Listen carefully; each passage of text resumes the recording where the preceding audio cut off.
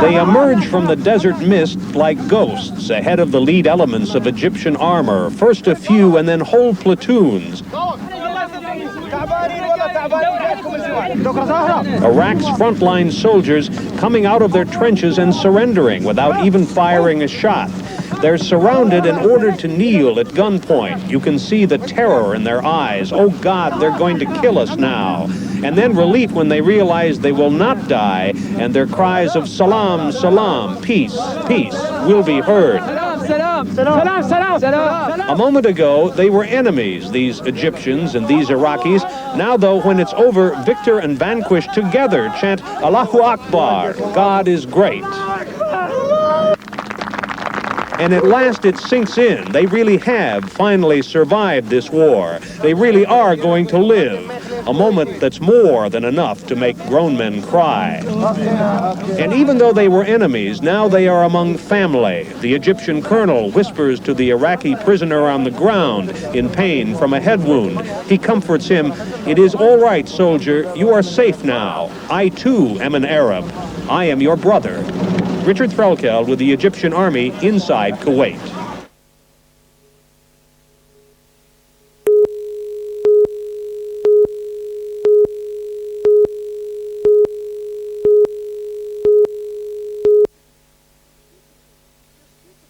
Just two performers present the concert, aptly titled Mozart, Words and Music, they being Sydney actor and playwright Nick Enright and Newcastle pianist Sharon Rashke. Sharon caught her first glimpse of Mozart's writings at university, her fascination prompting her to reproduce them in condensed form for this Newcastle concert. The material is dated between 1762 and 1791 and features not only some of the composer's keyboard works, but also his family letters, themselves telling the story of the man behind the music, including this letter sent to a friend in Vienna in 1789, a time when Mozart was facing extreme poverty. I should not even dare to write, were I not certain that you know me, that you are aware of my circumstances, and that you are wholly convinced of my innocence, so far as my unfortunate and most distressing situation is concerned. Good God, I'm coming to you not with thanks, but with fresh entreaties. Instead of paying my debts, I'm asking for more money. Accompanying the readings will be more than a dozen of Mozart's musical pieces, from the lesser-known works of his early childhood right through to such masterpieces as the timeless C Major Sonata.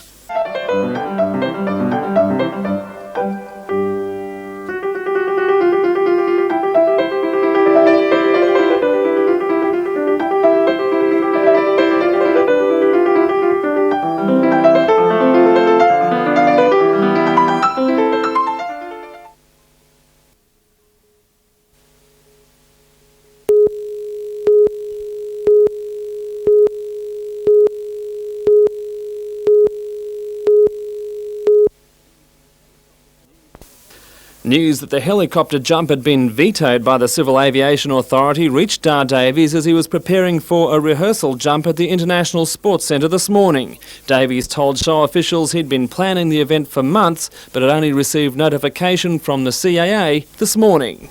I apologise, but this is the way. This is not my fault. This is the Australian government at work. Yep.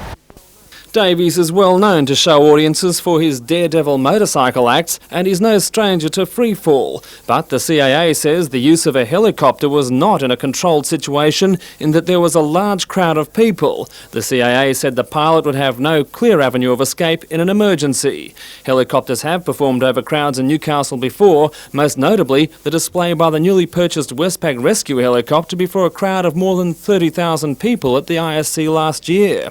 The CAA says it judges each event on its individual merits. The helicopter pilot commissioned to drop Mr Davies a height of 70 metres into the centre ring has confirmed that he did speak to the Civil Aviation Authority, and he says he spoke to Mr Davies on numerous occasions, warning him that the project would come up against numerous objections based on safety considerations. The gloomy prospect of bad weather over the next few days may have ruled out the jump in any case. In the meantime, Dar Davies is reportedly seeking legal advice over the episode to cover his costs. The stuntman says this is the last straw. He's seeking US citizenship to pursue his stunt career overseas. Tom Hilston, NBN News.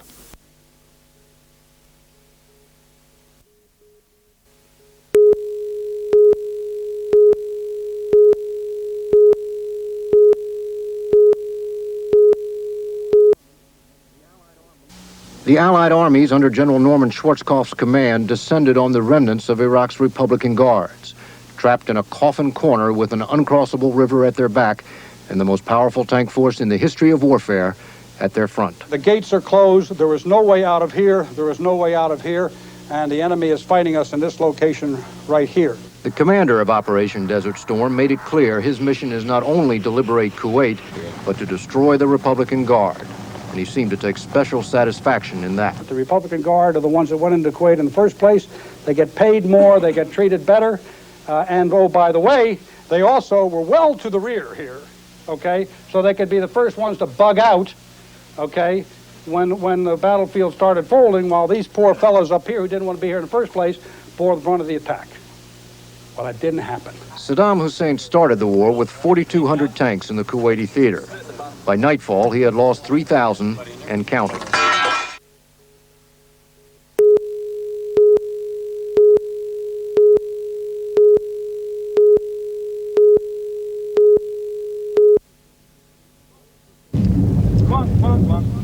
Those who could not flee surrendered, and they are still surrendering. This squad of Iraqis crossed the road and gave themselves up to our CBS News team while we were stopped. We gave them a brisk, unprofessional frisking and some army rations and water. They told us it was the first food and water they'd had in 3 days. At the edge of Kuwait City, U.S. Marines have pitched camp and raised the American flag near the airport. They spent most of the day waving back to grateful Kuwaitis from off the highway. The Marines are stuck here because the diplomats have decided it's better to let the Arab coalition forces come in and liberate Kuwait City. And there were thousands of Kuwaitis cheering those troops as they entered Kuwait City late today.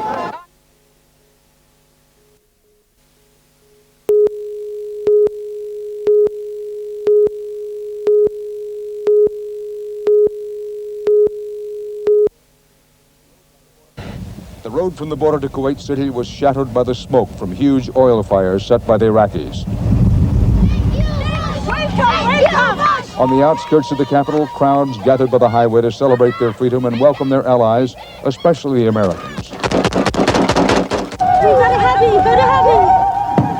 You see, excuse me about my language, that my English not good. Your English is good enough. But really, I'm happy, very happy. And they confirmed some of the horrors of the Iraqi occupation. My uncle, they killed him. They killed my uncle. Can you rebuild, make good again? Inshallah. In our language, inshallah. I hope that.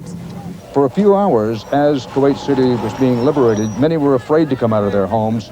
By this afternoon, they were beginning to feel it's all right, and they were coming out.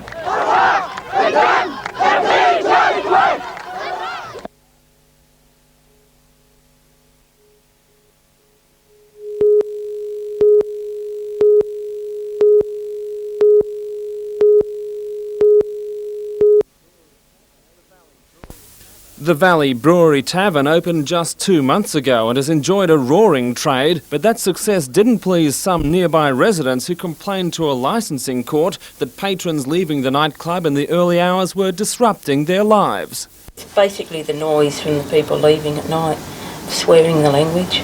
I got up one morning at about 6:30 to walk down to the pool, and there was a drunk lying on the corner.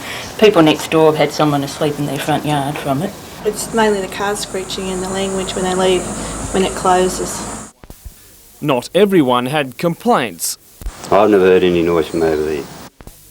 A licensing magistrate ordered the hotel to close at midnight instead of 3 a.m, to employ security guards to patrol the streets after closing and to conduct acoustic tests to keep noise levels outside the tavern down to 5 decibels, the equivalent of a whisper. The order is for a 21-day trial period. Hotelier Russell Elkin is astonished by the decision. It's going to have a big effect on the hotel. That's our main trading time from 12 to 3. Also, it's going to have a large impact on staffing, where I have a staff of 39 people. With the reduction in hours, it means that about 20 of those jobs will be lost for the time being. The apparent court victory of residents around the Valley Brewery is seen by many hoteliers as a sign of a statewide toughening of licence requirements, and they'll be watching the outcome of the nightclub's appeal in Newcastle Court next month with considerable interest.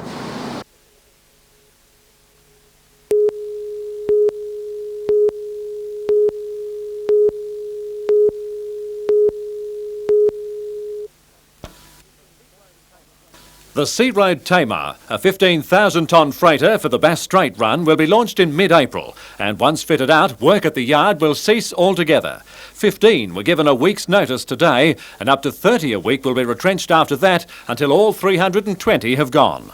Hopes offered by two consortiums, one from the federal government and the other by former ALCO chief Manuel Alves, have failed to materialise, and a meeting of workers today accepted the inevitability of total closure.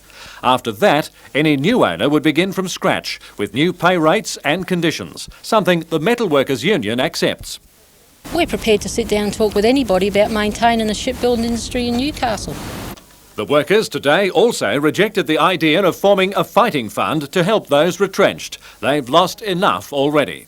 They believe that the unions, of course, should fund all future advertisements in papers or any legal fees that we have to pay as far as solicitors to fight getting any entitlements that they're entitled to. So they said no? So they've said no, which we accept. There's no problems with that.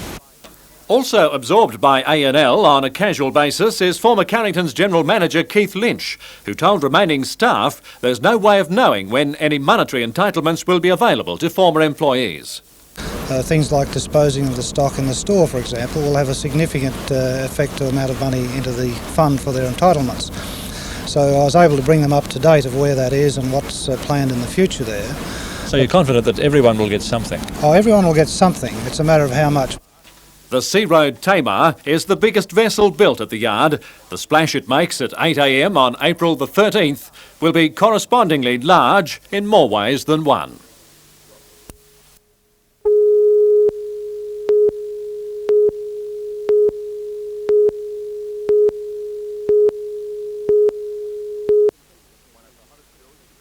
One of the hottest fields to compete in the prestigious 16-foot skiff sprint series made tough work of it on Belmont Bay as they strive for places in the semi-finals. 28 heats were sailed today, leaving 4 heats to be completed tomorrow before the finals.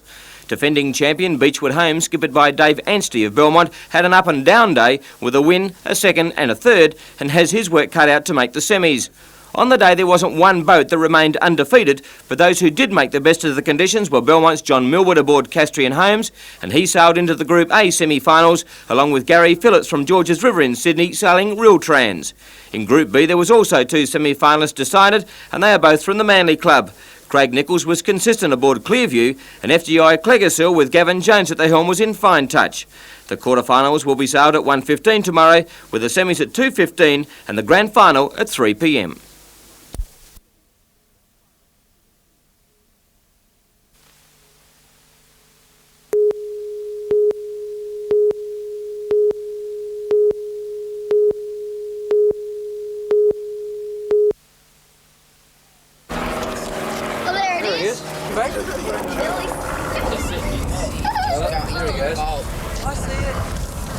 Ted just went down. Billy Black.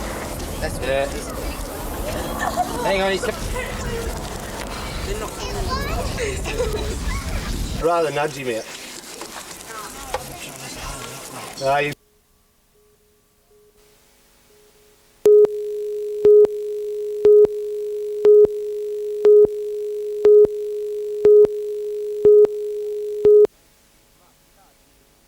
Mark Sargent is racing the clock in a bid to regain the fitness he'll need to take his place in first grade for the night's first competition game against Cronulla. I'd like to think I'm a pretty good chance, you know. Even if it's a reserve in some way or whatever, I don't know. I might be better off when I get on the field than I think I am. But I'd like to think I'll be in first grade. Since returning from the Kangaroo Tour, where he was the Aussie's most prolific try-scoring forward, Sarge has been dogged by bad luck. Operations to his ankle and appendix have put him 10 weeks behind schedule. Well, it's put a bit of a hole in me, Bruce. I've just started back in earnest, and we had a pretty tough session last night, and it knocked me around a bit. I'm still recovering today, so I've got a bit of work to catch up, but I'm doing my best. Sargent will start in reserve grade for Saturday's trial against the Magpies, but should play some part in the main fixture as well. That will feature a frankly experimental squad of 14 players. Coach Alan McMahon has given the chance to push for a spot in the top grade. It's the last opportunity that the players got within the club to push for places within the club, and it's our last opportunity for the club to get match condition that they're going to very much need for the game the following week against Cronulla.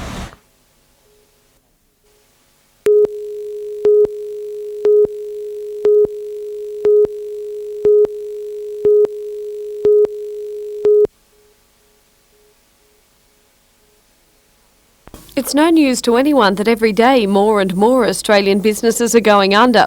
As a result, organisations are coming up with various formulas they hope will help them survive. Amongst the latest, the Metal Trades Industry Association, who's come up with a proposal to cut workers' hours with only a week's notice. According to local MTIA manager John Stanton, it's a plan that may provide a safety net for struggling enterprises. It's important that we sit down, if that situation does develop, and look at the alternatives. I'm sure it could be easily dismissed as an employer's device to reduce working hours in the longer term. We're saying it's a short-term initiative, and if it means saving jobs, well, I think that's what we should be looking at. The plan is now before the Industrial Relations Commission, and Newcastle Chamber of Manufacturers manager Jeff Latham is hopeful the Commission considers the options for local firms before it hands down its decision. If you had the option of retrenching staff or working a 4-day week, I think that I would support the companies in working a 4-day week, and I think that the employees would have the same opinion. But while some companies look to cutbacks, Mr Latham is urging others to look overseas. Right now, he says war-torn Kuwait is ripe for reconstruction, and he believes Newcastle firms can cash in. Well, BHP is already trying to take advantage of it through their reinforcing steel. But also, I don't see any reason why Australian poultry can't send, Steagall's chickens across there. Blue Circle Cement, perhaps.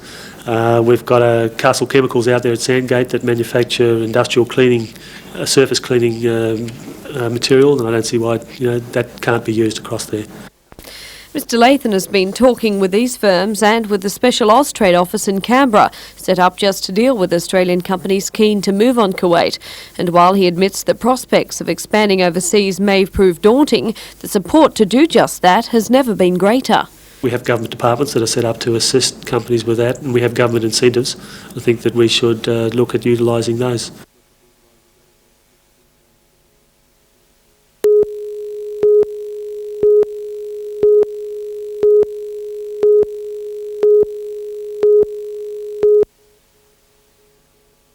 After months of negotiation between the Board of the Newcastle Knights and NBN management, it was announced today that the Board of the Knights has refused permission for NBN to replay the Knights' home fixtures at 6:30 p.m. on Sundays.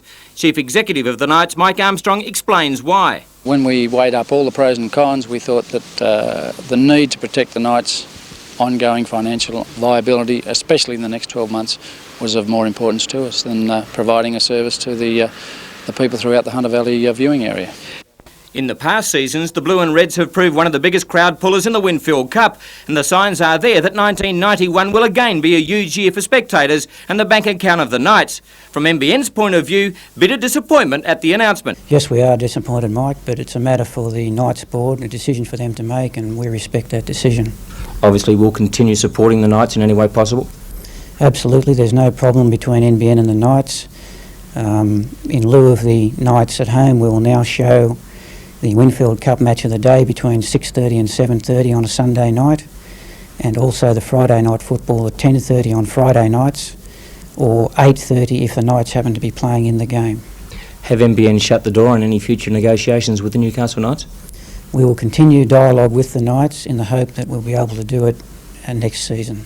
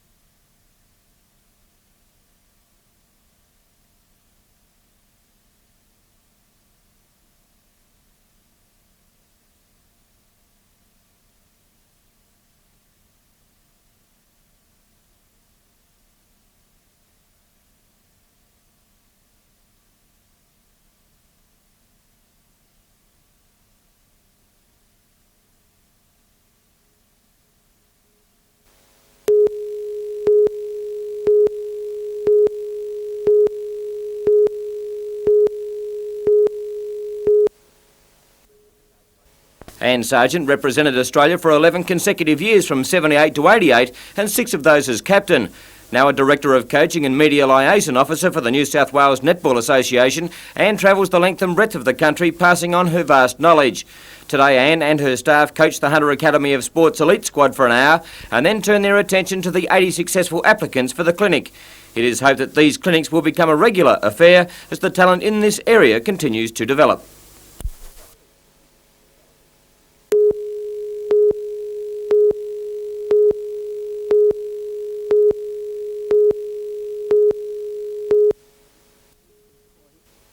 Police were piecing together the tragic run of events this morning in the units in Taralba. The proprietor was too distressed to talk after what started as a simple noise complaint, then led to the death of her husband. It's believed a radio was blaring from an upstairs unit at 11:30 last night. The caretaker of the units went upstairs and requested that he turn the music down, and that was denied. So as a result of that, the caretaker's husband, who was on the premises at the time, came up to assist, and as a result the fight took place. Police allege several blows were traded. 45-year-old William Traher was knocked to the floor, then bashed with a blunt object. We believe an object that was used was a copper wire rolled in as a baton form. An ambulance was immediately called, but despite resuscitation attempts, the man was declared dead on arrival at John Hunter Hospital. A 28-year-old Taralba man has been charged with manslaughter, but an autopsy tomorrow morning may see amendments to those charges. Peter Ryan, NBN News.